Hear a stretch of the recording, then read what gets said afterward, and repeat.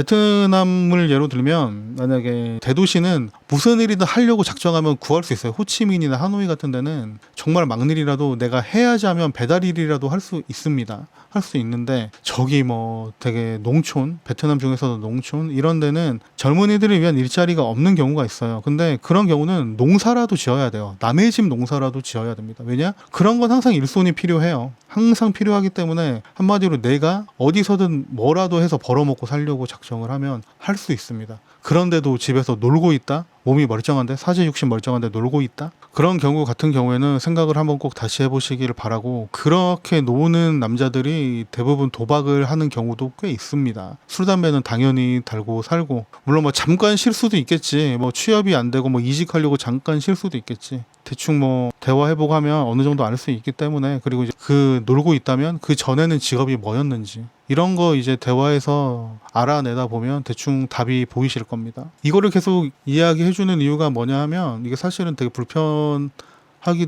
하거니와 꼭 아셔야 되는 문제인데, 부부싸움이라는 걸 안 할 수가 없어요. 근데 이제 뭐 국제결혼 커플이, 특히 이제 동남아 국제결혼 커플이 가정에 불화까지는 아니겠지만, 뭐 불화라면 이것도 불화인데 부부싸움을 한다든지 아니면은 진짜 뭔가 서로 뭐 마음이 상한다든지 여러 가지 요인이 있겠죠. 여러 가지 요인이 있겠는데, 만약에 남편도 잘하고 와이프도 잘해, 근데도 불화가 뭔가가 생긴다면 이건 와이프의 가족 문제이거나 남편의 가족 문제일 경우가 굉장히 큽니다. 여자분의 가족 문제 같은 경우는 이게 참 풀기가 어려운 경우가 많아요. 대부분이 돈 문제고, 그렇다고 여자분이 뭐 매정하게 뭐 연을 끊는다든지 그러지 못하는 경우가 굉장히 많거든요. 그래서 이제 가족 간에 불화가 되는 경우가 굉장히 많아요. 이 가족의 문제가, 남자고 여자고 가족의 문제가. 근데 한국 남자분의 가족 문제까지 제가 짚어드리지 않아도 될 것 같고, 잘 모르시는 게 이제 어떤 상황에서 가족 문제가 생기냐, 만약에 베트남이나 다른 동남아 국가 여성분과 결혼을 했을 때. 그래서 이런 거를 짚어드리는 겁니다. 이런